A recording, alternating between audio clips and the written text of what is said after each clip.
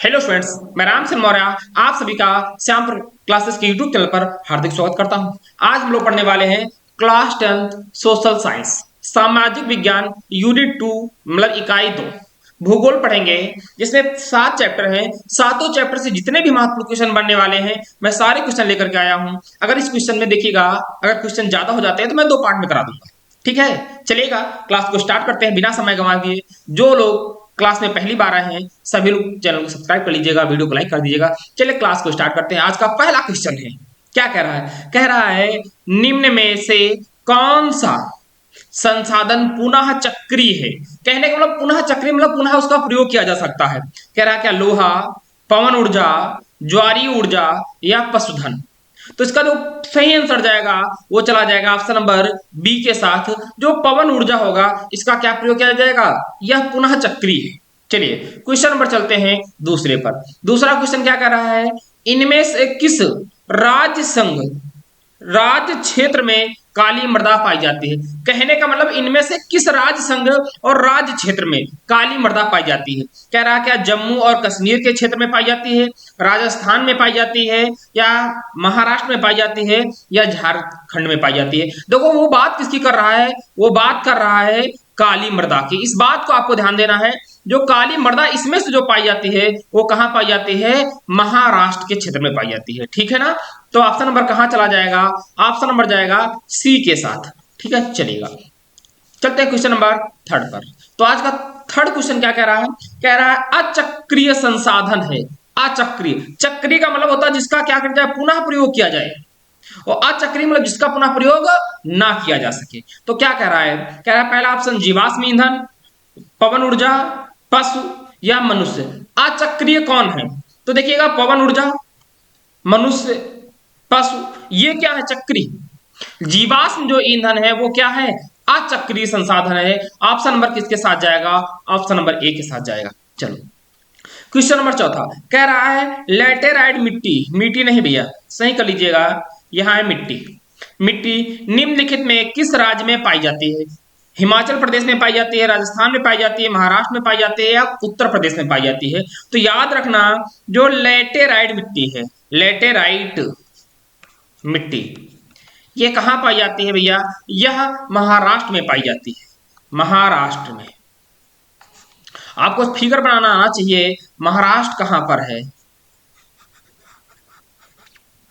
नहीं बन पाया थोड़ा सा। चलिएगा क्वेश्चन नंबर चलते हैं 5 पर। 5वां क्वेश्चन क्या कह रहा है? कह रहा है लौह अयस्क, एक मिनट थोड़ा सा, चलो क्या कह रहा है? कह रहा है लौह अयस्क किस राज्य का किस प्रकार का संसाधन है? लौह अयस्क किस प्रकार का संसाधन है? कह रहा है नवीनीकरण, प्रवाह, जैव, अनवीकरण। इसमें से जो लौह है किस प्रकार का संसाधन है? तो ये भैया ऑप्शन नंबर डी के साथ जाएगा, अनवीकरण संसाधन है। क्वेश्चन नंबर चलते हैं 6 पर। छठवां क्वेश्चन क्या कह रहा है? कह रहा है ज्वारीय ऊर्जा निम्नलिखित में से किस प्रकार का संसाधन है? जो ज्वारीय ऊर्जा है किस प्रकार का संसाधन है? कह रहा पुनः पूर्ति योग्य, अजैव, मानवकृत या अचक्रीय। तो कैसा संसाधन है? तो भैया यह ऑप्शन नंबर ए के साथ जाएगा, यह पुनः पूर्ति योग्य संसाधन है। चलो क्वेश्चन नंबर चलते हैं 7वें पर। बहुत अच्छा क्वेश्चन है, इस पे 5 स्टार लगा लीजिएगा। कह रहा है चाय की खेती के लिए कौन सी मिट्टी उपयुक्त है? लाल मिट्टी उपयुक्त है चाय की खेती के लिए, कि जलोढ़ मिट्टी उपयुक्त है? जलोढ़ भैया है। पर्वतीय मिट्टी या लेटेराइट मिट्टी? तो चाय की खेती के लिए कौन सी मिट्टी उपयुक्त है? लेटेराइट मिट्टी उपयुक्त होगी। इसका ऑप्शन नंबर जाएगा किसके साथ? ऑप्शन नंबर इसका डी सही है। चलिए क्वेश्चन नंबर चलते हैं 8 पर। क्वेश्चन नंबर 8वां क्या कह रहा है? कह रहा है भारत के मैदानी क्षेत्र का क्षेत्रफल है। कहने का मतलब जो भारत का मैदानी क्षेत्र है उसका क्षेत्रफल कितना है? कह रहा है क्या 43% है, 30% है, 27% है, या 46% है? तो भारत के मैदानी क्षेत्र, जो ये मैदानी क्षेत्र है, इसका जो क्या है क्षेत्रफल है वो कितना है? वो लगभग 46% है। ऑप्शन नंबर कौन सा सही है? ऑप्शन नंबर जाएगा डी के साथ। चलिए क्वेश्चन नंबर चलते हैं 9 पर।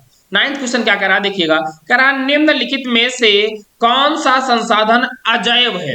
इस बात को ध्यान रखना है, कौन सा संसाधन अजैव है? कह रहा है पशुधन, प्राकृतिक वनस्पति, चट्टाने या मत्स्य। अजैव कौन सा है? तो ऑप्शन नंबर जा रहा भैया इस ऑप्शन में सी ऑप्शन सही है। चट्टाने जो है, चट्टाने देखो उसमें लिखा है सही नहीं भैया, टाइपिंग में थोड़ा गलत है, चट्टाने ऐसे लिखा जाएगा। ठीक है, ऑप्शन नंबर कौन सा सही है? सी। चलते हैं क्वेश्चन नंबर 10 पर। 10 नंबर क्या कह रहा है? कह रहा है निम्नलिखित में से किस राज्य में लाल मिट्टी, देखो फिर वही गलती है, टाइपिंग वाला भी क्या गजब का काम कर रहा है, मिट्टी, ठीक है, पाई जाती है। कहने का मतलब निम्न में से किस राज्य में लाल मिट्टी पाई जाती है? कह रहा है क्या गुजरात में पाई जाती है, उड़ीसा में पाई जाती है, पंजाब में पाई जाती है, राजस्थान में पाई जाती है? तो लाल मिट्टी कहां पाई जाती है? उड़ीसा में पाई जाती है। ऑप्शन नंबर बी के साथ जाएगा। एक बात देखिए बच्चों, ध्यान दीजिएगा, मैं एक आपको क्लास पूरी क्लास देने वाला हूं, इस बात को ध्यान दीजिएगा, नोट कर लीजिएगा। क्लास में आपको मानचित्र की दूंगा कल, इसमें पूरा आपको पढ़ाने वाला हूं, ठीक है। अगली क्लास आज ही दे दूंगा। क्या आपको पूरा इसमें मानचित्र बताऊंगा, कहां से कौन बांध पूछे जाते हैं, कहां से कौन मिट्टी पूछी जाती है, कहां से कौन क्षेत्र मतलब इस्पात पूछे जाते हैं, कौन से कहां कारखाने लगे हैं, कौन से कहां आपसे पूछे जाएंगे कि नेशनल पार्क कहां पर कौन से हैं, इन सबको कराने वाला हूं। उस मानचित्र में 5-6 मानचित्र लाऊंगा, सबको समझा दूंगा, ठीक है ना। इस क्लास के लिए आप लोग चलिए क्वेश्चन नंबर चलते हैं 11 पर। क्वेश्चन नंबर 11 क्या कर रहा है? कह रहा है कपास की खेती के लिए सबसे उत्तम मिट्टी। कपास की खेती के लिए देखिएगा, चाय की खेती के लिए अभी देखा, याद रखना, चाय की खेती के लिए उपयुक्त मिट्टी कौन सी है? लैटेराइट मिट्टी, ठीक है। फिर अब यहाँ कपास की खेती के लिए क्या काली मिट्टी उपयुक्त है, लाल मिट्टी, जलोढ़ मिट्टी? देखो ये मिट्टी आप सही कर लेंगे भैया, देखो हर जगह उसने मिट्टी मिट्टी लिखा है, ऐसे नहीं होना चाहिए, या तो यहाँ इस प्रकार से लिखना चाहिए था लेटेराइट मिट्टी। तो लेटेराइट मिट्टी ये किसके लिए सबसे उपयुक्त है? ये चाय के लिए। अब उसने कपास के लिए कौन सी मिट्टी उपयुक्त है? कपास के लिए भैया काली मिट्टी उपयुक्त है। कपास के लिए कौन सी मिट्टी? काली मिट्टी। तो ऑप्शन नंबर किसके साथ जा रहा है? ऑप्शन नंबर इसका ए सही है। चलते हैं क्वेश्चन नंबर 12। चलो देखो कितना अच्छा क्वेश्चन है। क्या कर रहा है? कह रहा है निम्नलिखित में से कौन सा जैव संसाधन है? बताना है 4 ऑप्शनों में से कौन सा जैव संसाधन है। कह रहा है लोहा, पहला ऑप्शन है लोहा, फिर मत्स्य उद्योग, तांबा, चट्टाने हैं। तो इसमें जैव संसाधन कौन सा है? तो भैया जैव संसाधन है मत्स्य। ऑप्शन नंबर किसके साथ जा रहा है? ऑप्शन नंबर बी के साथ जा रहा है। चलिए क्वेश्चन नंबर चलते हैं 13 पर। 13 क्वेश्चन क्या कह रहा है? कह रहा है पर्वतों पर मृदा अपरदन का संसाधन है पवन।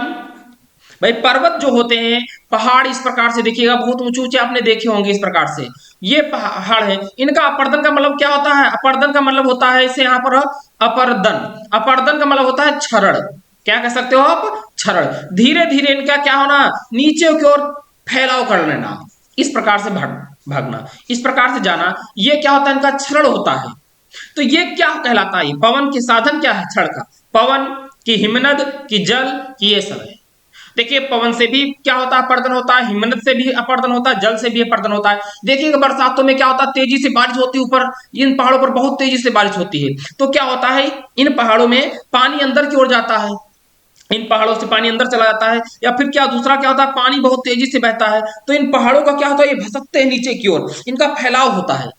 तो इसके ऑप्शन कौन से सही है? तीनों ऑप्शन सही, इसलिए ऑप्शन कौन सा सही हो जाएगा? ऑप्शन नंबर तीनों न लगा करके डी नंबर लगाएंगे, ये सब। तो पर्वतों पर मृदा अपरदन किस प्रकार? मिट्टी, भाई देखो जब पानी से बहेगा तो क्या होगी? मिट्टी भी बहेगी। तो ये किससे होता है? जल से भी होता है, हवा से भी होता है, ये हिमनद से भी होता है। ठीक है, चलो क्वेश्चन नंबर चलते हैं 14 पर। 14 क्वेश्चन क्या कह रहा है? कह रहा है पंजाब में भूमि निम्नीकरण का मुख्य कारण क्या है? पंजाब में भूमि निम्नीकरण का क्या मुख्य कारण है? खनन क्रिया, वनोन्मूलन, अत्याधिक सिंचाई, अति पशुचारण। तो देखिएगा भूमि निम्नीकरण पंजाब का क्या कारण है? अत्याधिक सिंचाई, ठीक है ना। चलो ऑप्शन नंबर कौन सा सही है? Option number C. Question number 15 पे चलते हैं। क्या कह रहा है? कह रहा है निम्नलिखित में से कौन सी लुप्त जाति है? लुप्त जाति कौन सी है? कह रहा है एशियाई चीता, निकोबरी कबूतर, एशियाई हाथी, काला हिरण। तो इसमें लुप्त प्रजाति कौन है भैया? एशियाई चीते। ये क्या भैया है? लुप्त प्रजाति है, इसे संकटग्रस्त प्रजाति में रखा गया है। ऑप्शन नंबर दिया जाएगा ए के साथ। चलते हैं क्वेश्चन नंबर 16 पर। चलिए कह रहा है चिपको आंदोलन संबंधित है मृदा संरक्षण से, वन संरक्षण से, जल संरक्षण से या वायु संरक्षण से? वो आंदोलन संबंधित है, ये किससे संबंधित है? ये संबंधित भैया है आपका वन संरक्षण से। तो ऑप्शन नंबर किसके साथ जाएगा? ऑप्शन नंबर बी के साथ जाएगा, वन संरक्षण। इस बात को ध्यान रखना। चलिए क्वेश्चन नंबर चलते हैं 17 पर। क्या कह रहा है? कह रहा है भारत में संकटग्रस्त पादप जाति में सम्मिलित है। कहने का मतलब भारत में कौन है पादप जाति, पौधे, पौधे की कौन सी जाति है जो संकटग्रस्त में सम्मिलित है? कह रहा है क्या आम के पौधे, सागौन, शीशम, चंदन? देखिए भैया आम भी नहीं है संकटग्रस्त में, सागौन भी नहीं है, शीशम भी नहीं है, तो ऑप्शन कौन सा सही है? ऑप्शन नंबर डी भैया, कौन? चंदन। ये संकटग्रस्त पदार्थ है, ऑप्शन नंबर डी जाएगा। चलो क्वेश्चन नंबर चलते हैं 18 पर। बहुत अच्छा क्वेश्चन है। क्या कह रहा है? कह रहा है सुंदरबन राष्ट्रीय पार्क किस राज्य में स्थित है? कह रहा है क्या असम में स्थित है, उड़ीसा में स्थित है, पश्चिम बंगाल में स्थित है या मध्य प्रदेश में स्थित है? तो सुंदरबन राष्ट्रीय पार्क कहां स्थित है? यह स्थित भैया है वेस्ट बंगाल, पश्चिम बंगाल में। ऑप्शन नंबर जा रहा है सी के साथ। ठीक है, नोट कर लीजिएगा, कहां है? पश्चिम बंगाल। चलो क्वेश्चन नंबर चलते हैं 19 पर। कह रहा है भूदान, क्या कह रहा है? भूदान आंदोलन किसके द्वारा आरंभ किया गया? भूदान आंदोलन किसके द्वारा आरंभ किया गया? महात्मा गांधी के द्वारा, जवाहरलाल नेहरू के द्वारा, विनोबा भावे के द्वारा या इंदिरा गांधी के द्वारा? तो देखिएगा, याद रखिएगा, भूदान आंदोलन किसके द्वारा आरंभ किया गया था? विनोबा भावे के द्वारा आरंभ किया गया था। ऑप्शन नंबर सी सही है, आंसर जाएगा विनोबा भावे जी के साथ। ठीक है, चलो क्वेश्चन नंबर 20 और आज का लास्ट क्वेश्चन है। क्या कह रहा है? कह रहा है ग्रीन इंडिया मिशन किस वर्ष में आरंभ किया गया? 2013 में, 2012 में, 2014 में, 2011 में? तो ग्रीन इंडिया मिशन जैसे ही आपके कौन प्राइम मिनिस्टर वर्तमान में जो है मोदी जी जैसे आए थे, इन्होंने स्टार्ट किया था। तो मोदी की पहली बार प्रधानमंत्री कब बने थे? 2014 में। तो इसका आंसर जाएगा सी के साथ, 2014। चलो देखिएगा, ये क्वेश्चन है। आज की क्लास कितने लिए देखिएगा, इसके अभी कितने क्वेश्चन बचे हैं आपको मैं दिखा देता हूं। ठीक है ना, देखिएगा क्वेश्चन 24, 27 क्वेश्चन टोटल है यहाँ पर भैया 42 क्वेश्चन इस इकाई में। मैंने 20 क्वेश्चन करा दिए हैं, शेष जो क्वेश्चन है मैं सेकंड पार्ट में सारे क्वेश्चन करा दूंगा। ठीक है ना, बहुत अच्छे क्वेश्चन लाया हूं। इन 42 जो क्वेश्चन है इनमें से आपको सेकंड इकाई में से एक भी क्वेश्चन बाहर पढ़ निकाल सकता नहीं है, ये मेरी जिम्मेवारी है। आप अच्छे से तैयारी करिएगा, इन क्लास को आराम से 1-2 बार देख लेंगे, आपको क्लास पूरी तरह से एमसीक्यू क्वेश्चन तैयार हो जाएंगे। चलिएगा फिर मिलते हैं अगली क्लास में, तब तक के लिए दोस्तों जय हिंद, जय भारत।